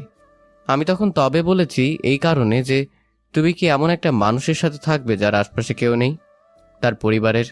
আমি বলতে গেলে নিঃস্ব। তুমি শুভ আর তাসনিয়া ছাড়া আমার এখন কেউ নেই এই দুনিয়াতে। এমন একটা মানুষের সাথে জীবন জড়িয়ে তোমারই হয়তো ক্ষতি হবে। তাই বলছি, ভেবে দেখো। সঞ্জিতার চোখ বেয়ে টপ টপ করে অশ্রু গড়িয়ে পড়ছিল। ও মাহিমের হাতটা শক্ত করে ধরে পড়ল।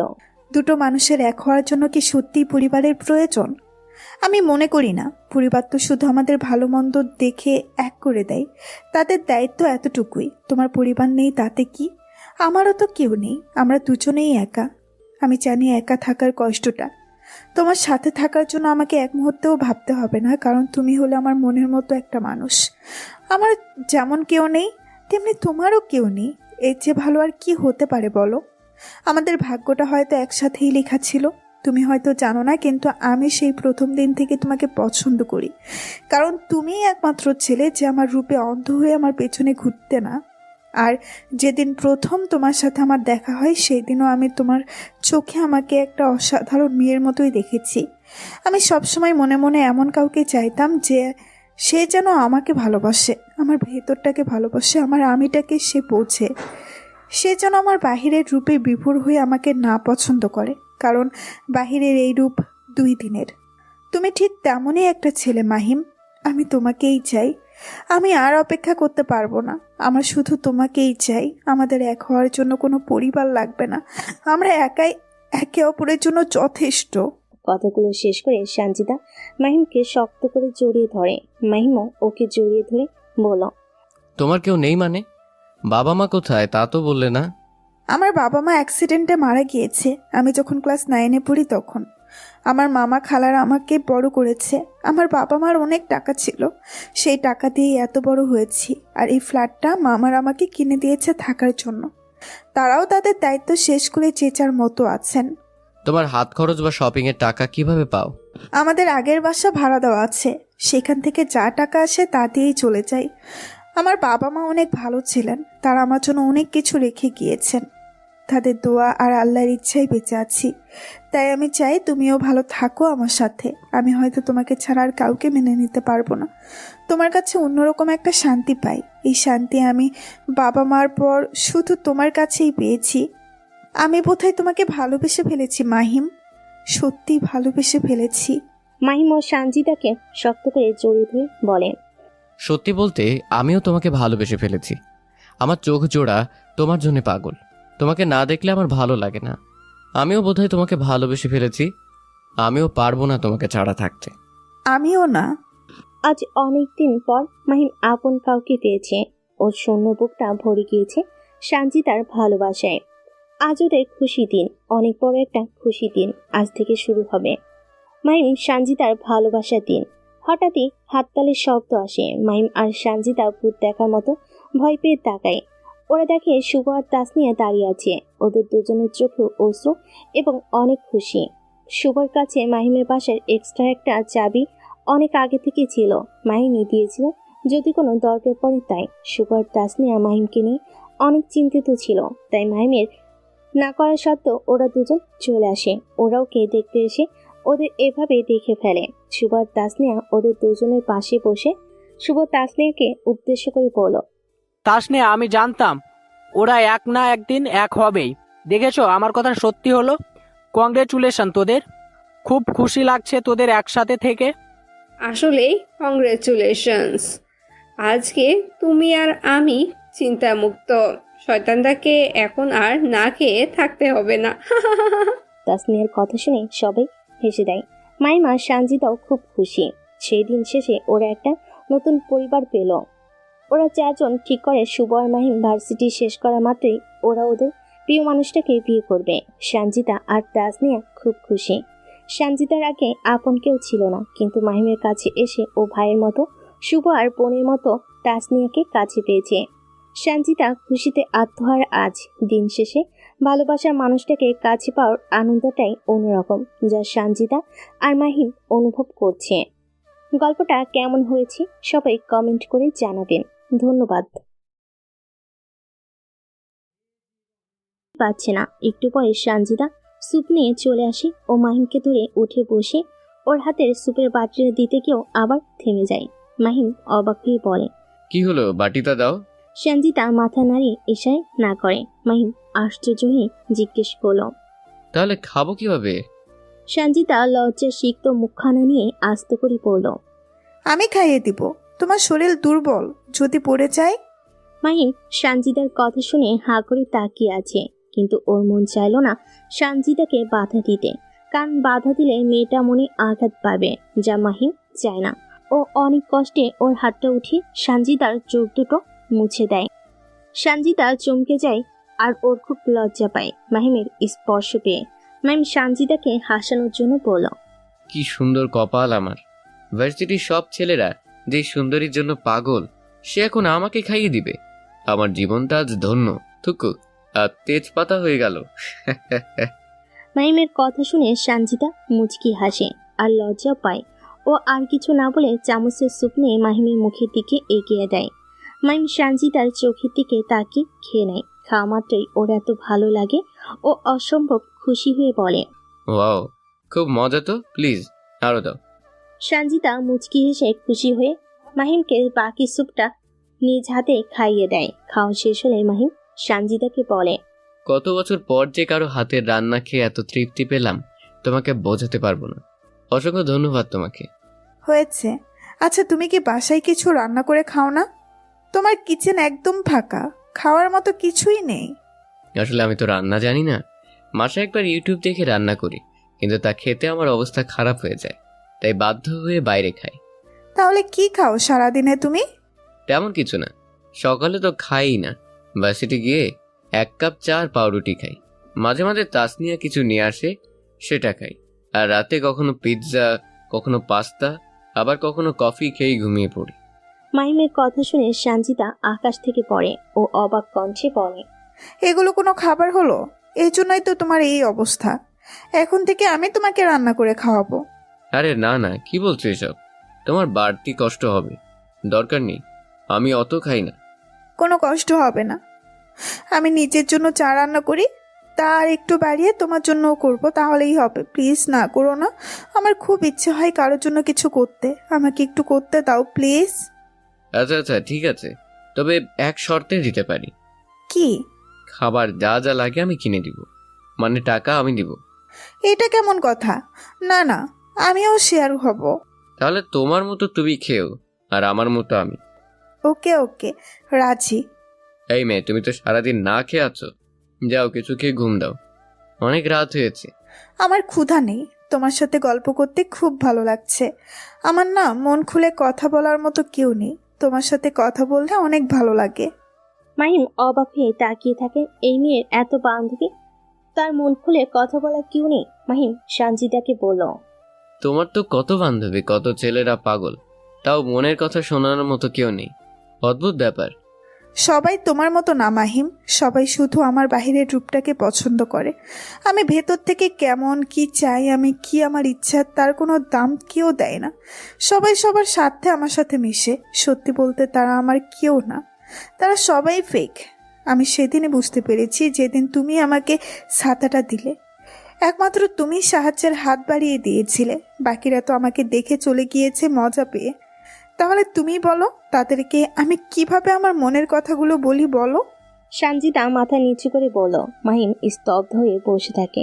ও কল্পনা করেনি সঞ্জিতার মতো মেয়ের জীবনটাও এমন হতে পারে। ও সঞ্জিতার হাতটা ধরে বলল, তোমার আমাকে যা বলতে মন চাই বইল।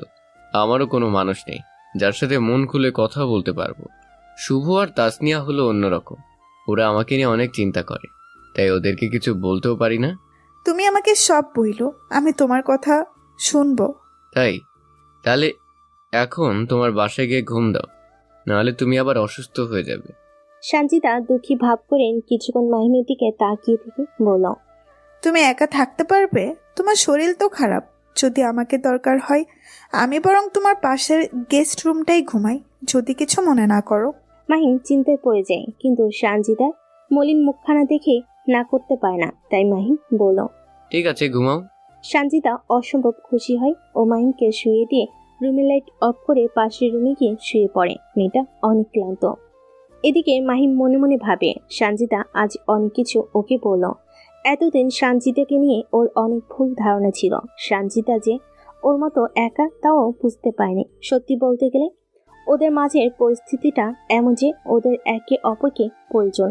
যাই হোক, কালকে সকালটা ওদের দুজনের জন্য নতুন এক সকাল হবে। তবে সঞ্জিতা আর ওর মাঝে কি সম্পর্কটা কোনো নতুন মন নিবে, নাকি এভাবেই সবকিছু চলমান থাকবে, তাকেও জানে না।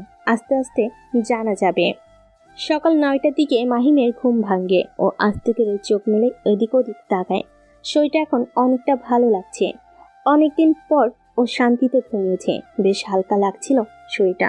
মাহিম উঠে ফ্রেশ হয়ে বাইরে আসতেই ওর মনে পড়ে যে সঞ্জিতা তো ওর বাসায়। তাই সঞ্জিতাকে ডাকার জন্য বাইরে আসতেই সবার আগে কিচেনের দিকে নজর চায় ওর।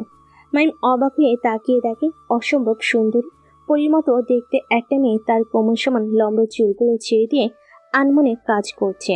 মাহিম এই অপরূপ দৃশ্য দেখে ঘুরে পড়ে তার কাছে আঘাতে ও আবিষ্কার করে মেয়েটা আর কেউ নয়, সে হলো সঞ্জিতা। সঞ্জিতা হঠাৎ করে মাহিমকে দেখে ওর কাছে এসে সামনে দাঁড়িয়ে বলে, তুমি উঠেছ? আমি একটু পরে তোমাকে ডাকতে যেতাম। জ্বর কমেছে তোমার? মাহিম সঞ্জিতাকে এত কাছ থেকে দেখে ও কথাই বলতে পারছে না, তাই ইশারায় মাথা নাড়িয়ে হ্যাঁ বলে। কিন্তু সঞ্জিতা শির হতে পারছে না। যদি মাহিম মিথ্যা বলে ও যে চেক করবে তারও উপায় নেই, কারণ ওর হাত দুটোতেই আটা লাগানো। তাই সঞ্জিতা না ভেবে মাহিমকে বলল, আমার দিকে একটু ঝুঁকো তো। মাহিম আশ্চর্য হয়ে সঞ্জিতার কথায় সঞ্জিতা আবার জোর দিয়ে বলল, আরে মাথাটা একটু নিচে নামাও। মাহিম ধমক খেয়ে দ্রুত ওর মুখটা একটু নিচু করতে সঞ্জিতা ওর কপালটা মাহিমের কপালের সাথে লাগিয়ে দিয়ে দেখে জ্বর আছে কিনা। এদিকে সঞ্জিতার এমন কাণ্ডে মাহিম যেন আকাশ থেকে পড়ে, কারণ হঠাৎ করে ওরা দুজন এখন এতটা কাছে যে ওদের দুজনের ঠোঁটের দূরত্ব সমান কিছু ইঞ্চি। মাহিম তো পুরো শকড।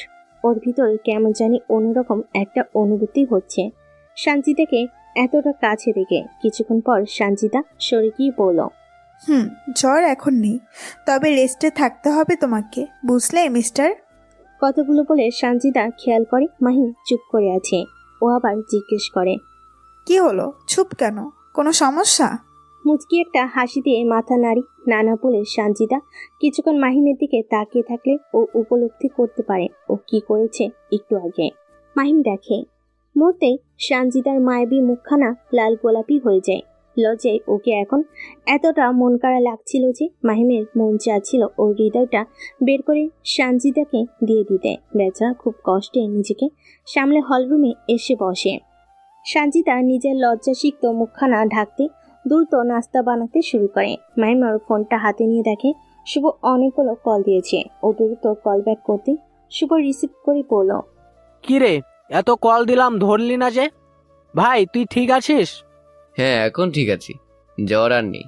গতকাল ডাক্তার দেখিয়েছি, মেডিসিন খেয়ে ঘুমিয়েছিলাম। এখন শরীরটা একটু দুর্বল শুধু। যাক আলহামদুলিল্লাহ। চিন্তা করিস না, কালকে ভার্সিটি আসবো। ও তাহলে তো ভালোই। এদিকে জানিস কি হয়েছে? কি? তুই তো ক্লাসে আসিস না কতদিন হলো। তার উপর গতকাল ওই যে একটা মেয়ের কথা বলেছিলাম সানজিদা, আর কি চলন্ত ক্লাসের মধ্যে থেকে চলে গিয়েছে, আজকেও আসেনি। স্যার আমরা সবাই অনেক অবাক হয়ে গিয়েছি। কি যে হলো ওর কিছুই বুঝলাম না। যাই হোক, তুই ঠিক আছিস শুনে এখন অনেকটা চিন্তামুক্ত লাগছে। ও তুই চিন্তা করিস না, হয়তো কোনো জরুরি কাজে গিয়েছে মেয়েটা, চলে আসবে। আচ্ছা দোষ, আমরা আজকে আসি একবার তোর সাথে দেখা করতে। তাসনিয়া মন খারাপ করে আছে, প্লিজ আসি। এখন তো তুই সুস্থ। আজকে এসে আর কি করবি? কাল তো ভার্সিটিতে দেখা হচ্ছেই সকালে, আর বাসার যা অবস্থা। আচ্ছা তাহলে কালকে দেখা করিস। মাহিম সঞ্জিতার দিকে একবার তাকে কিছুক্ষণ ভেবে বলল, এরপর শুভ কল কেটে দেয়। আসলে মাহিম চাচ্ছিল সঞ্জিতার সাথে সময় কাটাতে। শুভ তাসনিয়া চলে আসলে সঞ্জিতাকে যেতে হবে, কেন জানি ওর মন চায় না সঞ্জিতা ওর থেকে দূরে থাক। অথচ এই মাহিনী কোনো মেয়েকে দেখতে পারতো না এতদিন। সঞ্জিতা ওকে কি জাদু করলো যে ওর নয়নজোড়া শুধু সঞ্জিতাকেই দেখতে যায়। মাহিম ফোন রেখে আস্তে আস্তে কিচেনের দিকে যায়। সঞ্জিতা মুচকি একটা হাসি দিয়ে বলল, আর একটু ওয়েট করো, এই রুটি কয়টা বানানো হলেই নাস্তা দিচ্ছি। মাহিম অজান্তে মুচকি একটা হাসি দিয়ে মনে মনে বলল, ওকে পুরো বাঙালি বউদের মতো লাগছে। ও কি তা জানে? আমি আমি বলবো না, ও আবার লজ্জা পাবে। পাক না একটু লজ্জা। ও লজ্জা পেলে কেন জানি ওকে আরো বেশি মায়াবী লাগে। মন চায় ওর দিকে অসীম প্রহর তাকিয়ে থাকি। না থাক, মেয়েটাকে জ্বালিয়ে লাভ নেই। অনেক কষ্ট করছে আমার জন্যে। তার চেয়ে বরং অন্য কিছু জিজ্ঞেস করি। মাহিম যখন মনে মনে এসব ভাবছে তখন সঞ্জিতা মনে মনে বলছে, ইস, মাহিম এখানে দাঁড়িয়ে আছে কেন? আমার অসম্ভব নার্ভাস লাগছে। ওর চাহনিগুলো এত নেশা কাতর কেন আমাকে অস্থির করে দেয়। ও কি আমাকে কিছু বলতে চায়? জিজ্ঞেস করব আমি কি বলতে চাই। করি, না হলে এভাবে তাকিয়ে থাকলে আমি লজ্জায় পাগল হয়ে যাব। সঞ্জিতা মাহিমকে কিছু বলতে যাবে তার আগে মাহিম জিজ্ঞেস করলো, আচ্ছা, আপনি নাকি চলন্ত ক্লাসে স্যারের সামনে থেকে হঠাৎ করে চলে এসেছেন, এটা কি সত্য? সঞ্জিতা জিভের কামড় দিয়ে মাথা নিচু করে মাথা নাড়িয়ে হ্যাঁ বলে। মাহিম মুচকি হেসে আবার বলল, তা এমন করার কারণ কি একটু বলবেন? সঞ্জিতা এবার মাথা তুলে জোর দিয়ে বলল, এমন করব না কেন বলো? শুভ আর তাসনিয়া বলছিল তুমি নাকি অনেক অসুস্থ। সেদিন বৃষ্টিতে ভিজে বাসায় এসেছো। আমি এসব শুনে নিজেকে আর ধরে রাখতে পারিনি, তোমার কাছে ছুটে এসেছি। একবার ভাবো, যদি না আসতাম তাহলে কি হতো? মাহিম এবার মাথা নিচু করে কিছুক্ষণ চুপ থেকে আস্তে করে বলল, কি আর হতো? হয়তো তোমাদের ছেড়ে অনেক দূরেই চলে যেতাম। এই একাকিত্ব জীবনের সমাপ্তি ঘটতো। ভালোই হতো, তাই না? কথাগুলো শেষ করে মাহিম যে সঞ্জিতার দিকে তাকায় ও দেখে সঞ্জিতা অঝরে কাঁদছে। মাহিম এই দৃশ্য দেখে স্তব্ধ হয়ে যায়। তাও কোনো রকম নিজেকে সামনে সঞ্জিতাকে জিজ্ঞেস করলো, এ কি, এভাবে কাঁদছো কেন? কি হয়েছে? সঞ্জিতা কাঁদতে কাঁদতে বলল, তুমি এসব কি বললে? কেন বললে? এগুলো কেমন কথা? বলে আরো জোরে কান্না শুরু করলো। মাহিম কি করবে না করবে ভেবে পাচ্ছে না, তাই আর কোনো উপায় না পেয়ে সঞ্জিতার হাত ধরে একটানে ওকে বুকের সাথে জড়িয়ে ধরে। সঞ্জিতা মাহিমের বুকে আসা মাত্রই ওর কান্না থেমে যায়। মাহিম ওকে বুকের সাথে শক্ত করে জড়িয়ে ধরে বলছে, হ্যাঁ বোকামে, এভাবে কেউ কান্না করে? আচ্ছা সরি, আর কখনো এসব বলবো না। তুমি প্লিজ কান্না করো না। তোমাকে কাঁদাতে চাই না আমি। তুমি হলে আমার জীবনে এমন একটা মানুষ যার চোখে অশ্রু আমি কখনো দেখতে চাই না। খুব কষ্ট হয় আমার। কোনোদিন ভাবিও নি আমি কোনো মেয়ের সংস্পর্শে আসবো, কিন্তু দেখো ভাগ্য আমাদের আজ কোথায় নিয়ে এসেছে। আমি সরি। সঞ্জিতাও আর না পেরে মাহিমকে নিজের সাথে শক্ত করে জড়িয়ে ধরে বলল, তুমি আজ থেকে একা নও। আজ থেকে তোমার পাশে আমি আছি। রাখবে আমাকে? অবশ্যই রাখবো। তবে তবে আবার কি? তুমি তো আমার সম্পর্কে কিছুই জানো না। আমার কিছু অতীত আছে, তুমি কিভাবে তা নিবে আমি জানি না। জানি না আমি। সঞ্জিতা মাহিমকে ছেড়ে অবাক হয়ে জিজ্ঞেস করলো। সঞ্জিতা কিছুক্ষণের জন্য স্তব্ধ হয়ে থাকে। ওর খুব ভয় করছে। সবকিছু তো সুন্দরভাবে যাচ্ছিল, হঠাৎ কি বললো এটা? মাহিম কেমন অতীত আছে ওর? সঞ্জিতা কাঁপা কাঁপা কণ্ঠে বলল, আমাকে বলবে তোমার সব অতীতের কথা? আমি শুনতে চাই। এখন না, আগে নাস্তা করে চলো, তারপর সব বলবো। ঠিক আছে, তুমি বসো, আমি নাস্তা দিচ্ছি। না, একসাথে খাবো, আসো। ওকে। এরপর ওরা একসাথে নাস্তা করে নেয়। নাস্তা শেষ করে মাহিম হলরুমে এসে সোফার উপর চুপচাপ বসে আছে। সঞ্জিতার হার্টবিট বেড়ে যাচ্ছে ক্রমশ, তাই দ্রুত হাতের কাজ শেষ করে 2 কাপ কফি বানিয়ে সঞ্জিতার কাছে চলে আসে।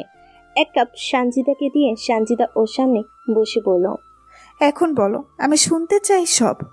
মাহিম 1 চুমুক কফি খেয়ে বলল, আমি যখন কলেজে পড়ি তখন আমার আপন মা মারা যান। বাস্তব জীবনটা আসলে কেমন সেদিন থেকে বুঝতে শুরু করি। আমার আপন বাবা থেকেও যেন না থাকার মতো ভান করছিল। আমি একা হয়ে যাই হঠাৎ করে। মাকে প্রচণ্ড ভালোবাসতাম। সে সবসময় আমাকে আগলে রাখত, আমাকে অনেক যত্ন করত।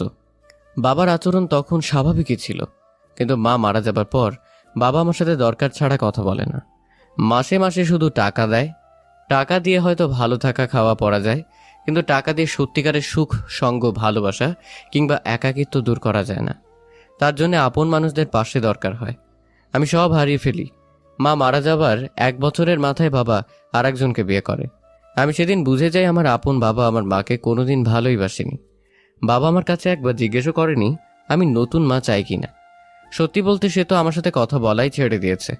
আমি না সেখানে আর থাকতে পারি না। মায়ের স্মৃতি আর ওদের এসব আমাকে অসম্ভব পরিমাণে ডিপ্রেশনে ফেলে দেয়। তাই আমি একদিন বাবাকে বলে নিজে আলাদা থাকার কথা জানাই। সে শুধু বলে যা ইচ্ছে করো।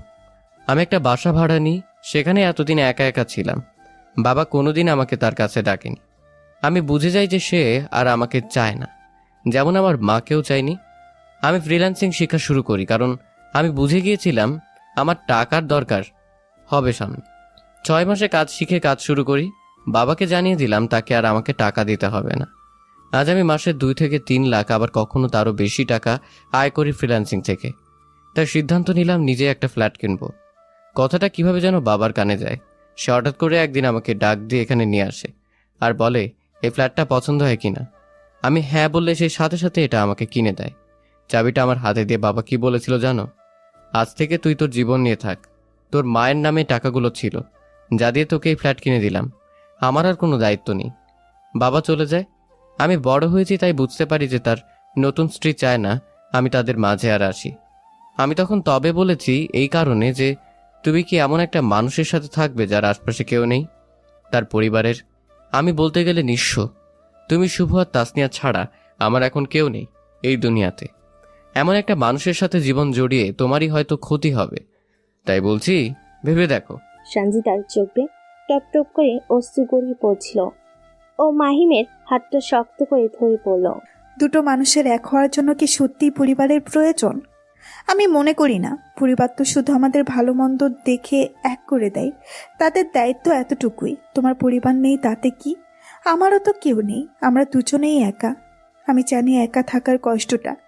তোমার সাথে থাকার জন্য আমাকে এক মুহূর্তেও ভাবতে হবে না, কারণ তুমি হলে আমার মনের মতো একটা মানুষ। আমার যেমন কেউ নেই, তেমনি তোমারও কেউ নেই। এর চেয়ে ভালো আর কি হতে পারে বলো? আমাদের ভাগ্যটা হয়তো একসাথেই লেখা ছিল। তুমি হয়তো জানো না, কিন্তু আমি সেই প্রথম দিন থেকে তোমাকে পছন্দ করি, কারণ তুমিই একমাত্র ছেলে যে আমার রূপে অন্ধ হয়ে আমার পেছনে ঘুরতে না। আর যেদিন প্রথম তোমার সাথে আমার দেখা হয়, সেই দিনও আমি তোমার চোখে আমাকে একটা অসাধারণ মেয়ের মতোই দেখেছি। আমি সবসময় মনে মনে এমন কাউকে চাইতাম যে সে যেন আমাকে ভালোবাসে, আমার ভেতরটাকে ভালোবাসে, আমার আমিটাকে সে বোঝে। সে যেন আমার বাহিরের রূপে বিভোর হয়ে আমাকে না পছন্দ করে, কারণ বাহিরের এই রূপ 2 দিনের। তুমি ঠিক তেমনই একটা ছেলে মাহিম। আমি তোমাকেই চাই। আমি আর অপেক্ষা করতে পারবো না।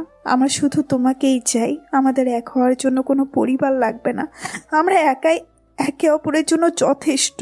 কথাগুলো শেষ করে সঞ্জিতা মাহিমকে শক্ত করে জড়িয়ে ধরে। মাহিমও ওকে জড়িয়ে ধরে বলল, তোমার কেউ নেই মানে?